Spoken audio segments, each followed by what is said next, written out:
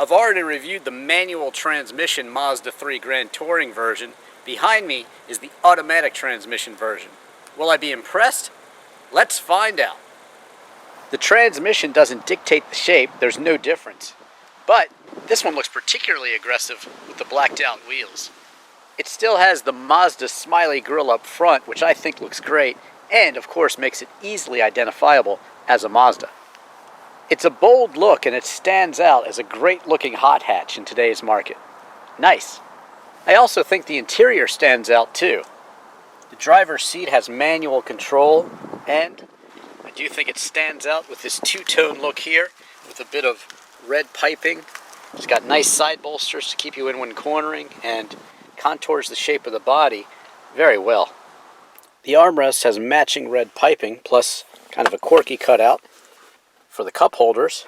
Inside, it's got a removable tray and plenty of connections. You get 2 USB inputs, an SD, and a place to hook up your smart or iPhone, plus a charger. You also get some deep storage too. Moving forward, you get those 2 cup holders, a real handbrake, and here are your controls for the infotainment screen. More on that in a second. You get your 6-speed automatic transmission. There's also the ability to shift it yourself over here. There's also a sport mode as well, or you can shift it with the paddle shifters mounted on the steering wheel. In front of your auto stick, there's a nice grippy place to store your phone while you're driving. Just above that, there's the input for a CD. You have your dual zone climate control here, which is very nice, very straightforward and easy to use. And above that, controls for your heated seats. The infotainment screen looks a bit aftermarket. I've actually reached for this knob a couple times to change the volume, but you actually do that right here. Press this one to go ahead and get to your audio. This one will get you to your favorite channels. And then of course you have a shortcut to navigation, and then your home position again.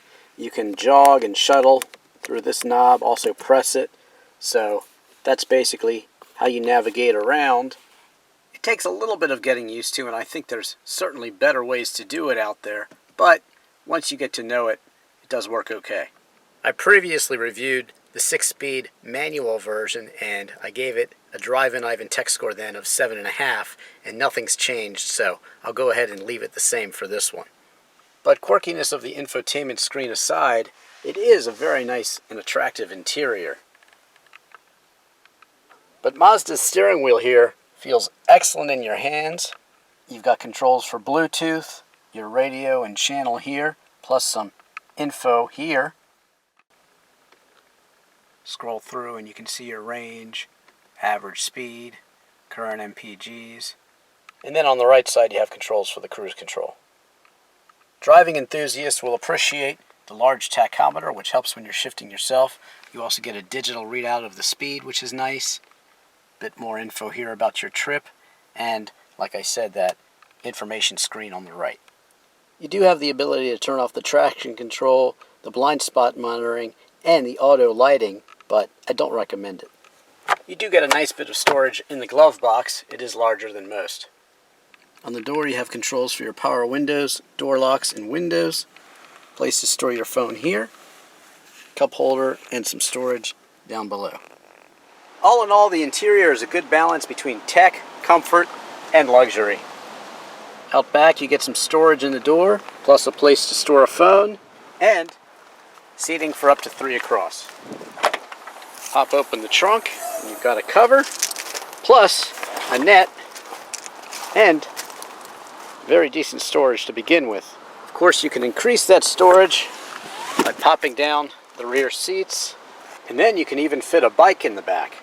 In an effort to try to stay young and skinny, I've gone back to riding my bike in the skate park again, and thankfully this Mazda 3 can handle it.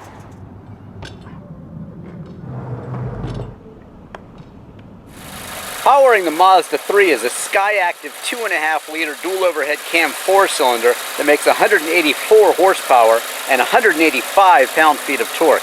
That's good for a 0 to 60 time of 7.3 seconds with the automatic transmission. Fuel economy is rated at 27 miles per gallon in the city, 37 on the highway, and 31 miles per gallon overall.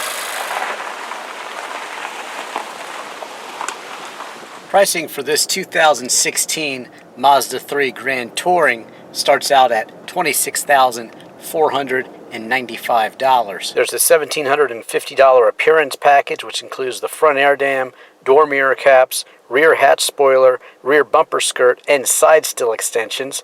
You also get the $550 mobile start, $390 red metallic paint, $125 scuff plate, plus door sill trim plates, the $100 rear bumper guard, the $70 cargo mat, and the $60 cargo net. With all that, you're out the dealer door at $30,270. Now, you do have competition from the likes of the Mini Cooper, also the Volkswagen Golf, the Ford Focus, and the Kia Forte and Hyundai Elantra as well. You can certainly look for my reviews of those other cars here on YouTube. I think the Mazda 3 here stands out because it definitely has a sporty look, and it is certainly fun to drive. Now, the Mini Cooper is also fun to drive, as is the Volkswagen Golf, especially in GTI guys. But the Mazda here does pack in that Sky Active technology, which sort of incorporates the old Colin Chapman Lotus philosophy of keeping the cars light and therefore making them quicker, and also making them more fuel efficient, and of course handling better as well. There's just something to this Mazda. It's the way the steering wheel feels in your hand. It's the way that it handles in the turns. It's definitely got a bit of that Mazda Miata Zoom Zoom built in, and that to me is a great thing. Sport mode, nice downshift, brake, turn in, accelerate out. Wow, very nice, very communicative. I actually felt the rear wheels give in slightly before the front wheels, so it actually induced a hair bit of oversteer there with some liftoff, but just very predictable. You can feel it in the seat of your pants. You know what the front end's doing.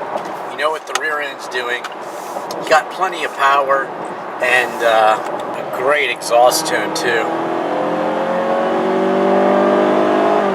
Nice. Backup camera is definitely very helpful. Now checking out the night look on the Mazda 3 here. And I definitely approve. Nice colors, easy to see at night. That's what you want. I also like the heads-up display. It always lets you know how fast you're going without having to look away. Those blind spot monitors are very helpful and an excellent safety feature too. Also, if you put your blinker on and something's in your blind spot, it'll give you a little beep like that, so it's not just visual, it's audible as well. So what exactly does the sport mode do? Well, when you're in the manual shift mode, it holds the gear for you. It won't shift up, it won't shift down, so it really does mimic a manual transmission perfectly. Nice job, Mazda. So what's new for 2016 with the Mazda 3? Well, the SV is no longer a package offered, so the entry-level model is the Sport, and there's also a lot more standard features. All 2016 Mazda 3s come with a rear view camera standard, automatic headlights and wipers, as well as a sunroof are standard on all but the entry-level Sport. Also, you'll no longer be able to get a manual transmission on the 3 Touring.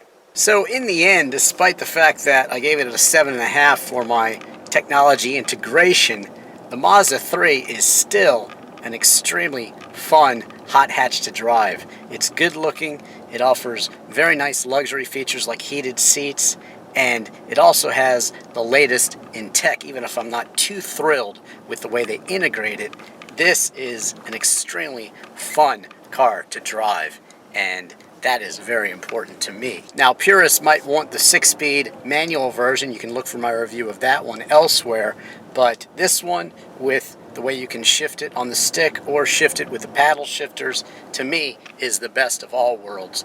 And if you live in a crowded city, well, this one's also great.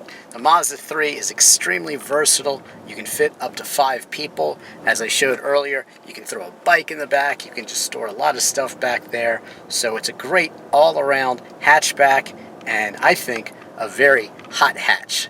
Thanks for watching. Don't forget to subscribe to me on YouTube. Don't forget to follow me on Twitter. I'm Drivin' Ivan.